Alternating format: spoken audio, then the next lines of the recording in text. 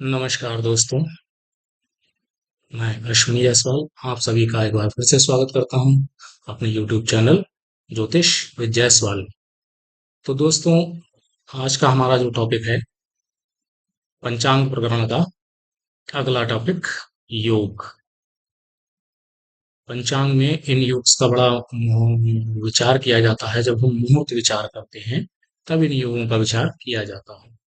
तो कुल मिलाकर 27 योग बनते हैं और ये योग जो है वो सूर्य और चंद्रमा के अंशों के अनुसार बनते हैं। सूर्य और चंद्रमा के स्पष्ट अंशों का योग करके उन्हें हम 13 अंश 20 कला से भाग करते हैं और तब हमें पता चलता है कि कौन सा योग चल रहा है। इसके साथ ही एक बात का और ध्यान रखिए कि वार और तिथि के योग से, वार तिथि और नक्षत्रों के योग से जो योग बनते हैं वे योग अलग होते हैं। आनंदादि योग, सर्वार्थ सिद्धि योग, और ये जो योग बन रहे हैं ये सूर्य चंद्रमा की गति के कारण बनने वाले योग हैं। ये अलग होते हैं। ठीक है। तो हम कैसे ज्ञात करेंगे कि कौन सा योग चल रहा है? हमारे 27 योग होते हैं। ठीक है। बात करेंगे उनके बारे में भी, नाम बताऊंगा मैं आपको। लेकिन सबसे पहले हमें ये कैसे पता चले कि कौन सा योग चल रहा है? तो सूत्र याद रखिए।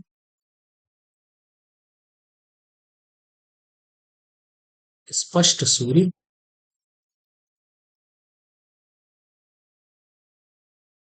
प्लस स्पष्ट चंद्र।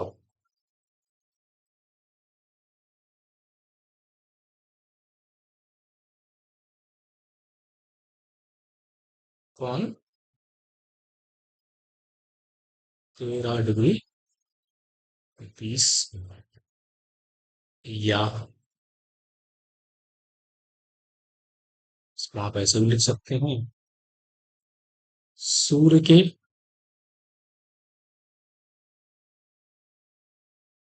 स्पष्ट अंश प्लस चंद्रमा के स्पष्ट अंश, और इनको हम भाग कर दें। अगर सूर्य को हम भाग कर दें 13 अंश 20 कला, तो हमें योग की संख्या प्राप्त हो जाएगी। ठीक है। ये ज्ञात हो जाएगा कि कौन सा योग चल रहा है।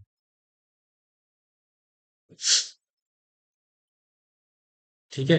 और 13 अंश 20 कला से ही क्यों भाग करेंगे, इसके बारे में भी बात कर लेते हैं। देखिए दोस्तों, जैसा कि हम पहले भी बात कर चुके हैं कि भचक्र जो है 360 डिग्री का।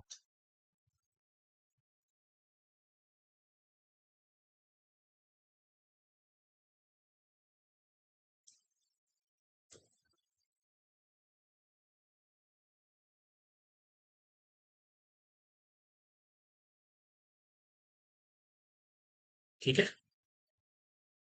इसकी वैल्यू क्या है? 360 डिग्री। ठीक है। और चूंकि 27 योग होते हैं तो अब कैसे हमने 360 को 27 से डिवाइड किया तो हम कितने प्राप्त होते हैं? 13 अंश 20 का।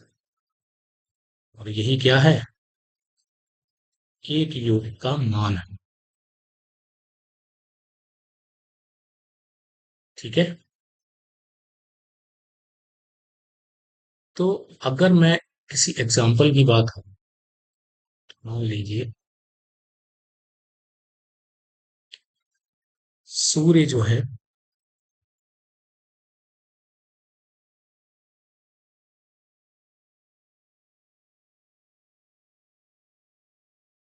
वो मेष राशि में है और कितने अंशों पे है? 10 अंशों पे। ये केवल एक उदाहरण देकर मैं आपको समझा रहा हूं। और चंद्रमा जो है वो मिथुन राशि में है। और कितने अंशों पर है? 15 अंशों पर है। ठीक है।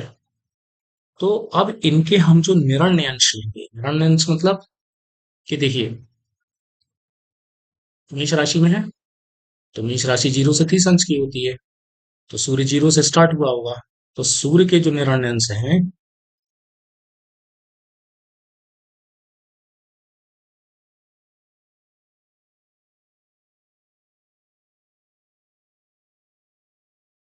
राशि भी 0 से शुरू हो रही है और ये भी 0 से शुरू होके आया, तो ये तो 10 ही रहे। ठीक है। और जो चंद्रमा के निरण्य अंश हैं,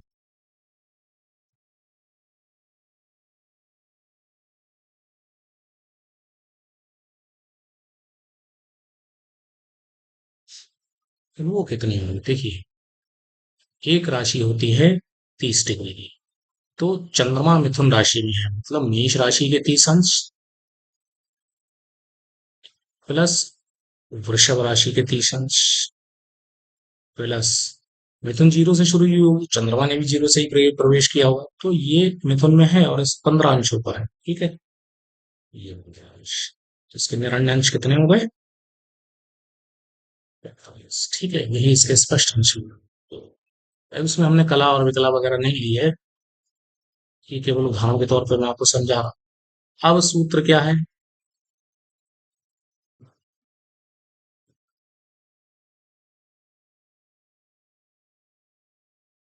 स्पष्ट सूर्य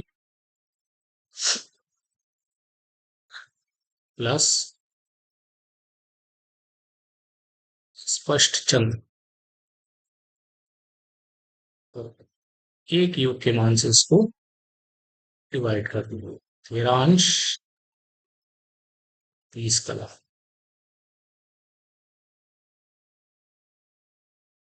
तो 10 प्लस 45, 13 अंश 20 कला, ये हमें प्राप्त हुआ 55 अंश।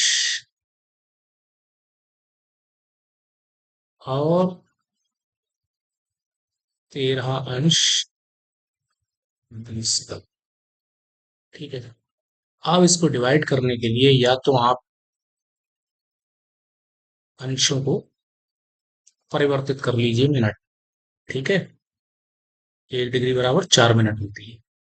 ठीक है। तो 55 को 4 से गुणा कर लीजिए, तेरह तेरह को 4 से गुणा कर लीजिए, और 20 कला उसमें 60 से भाग देकर जोड़ दीजिए।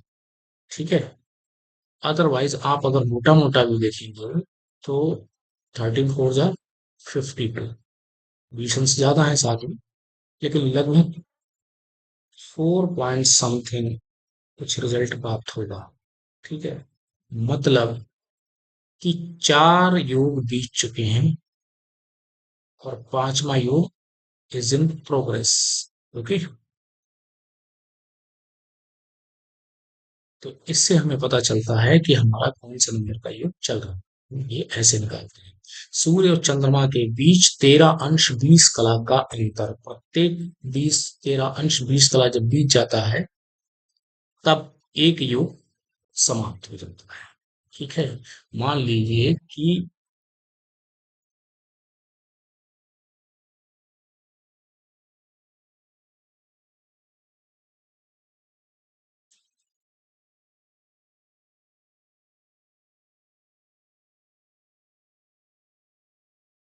ठीक है, अब ये बैठा सूर्य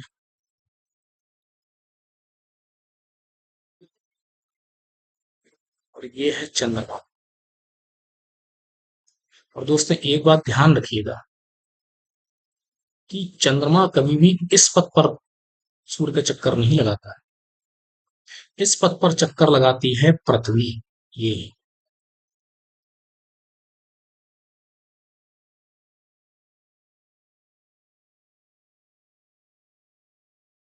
ठीक है।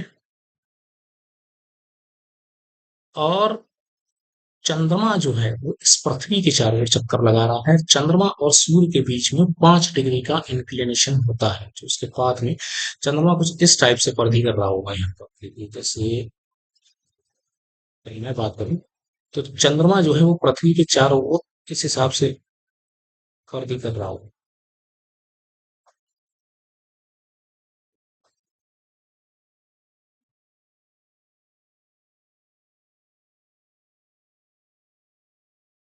ठीक है, यहाँ कहीं आपका मान लीजिए चंद्रमा है।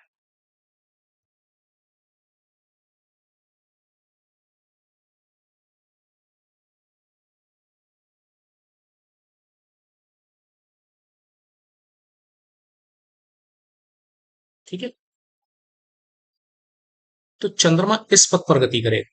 ठीक है, परिक्रमा करेगा, लेकिन पृथ्वी चूंकि ऐसे चल रही है और सूर्य से इसके अंतर ऐसे देखे जाए तो सूर्य और चंद्रमा के बीच में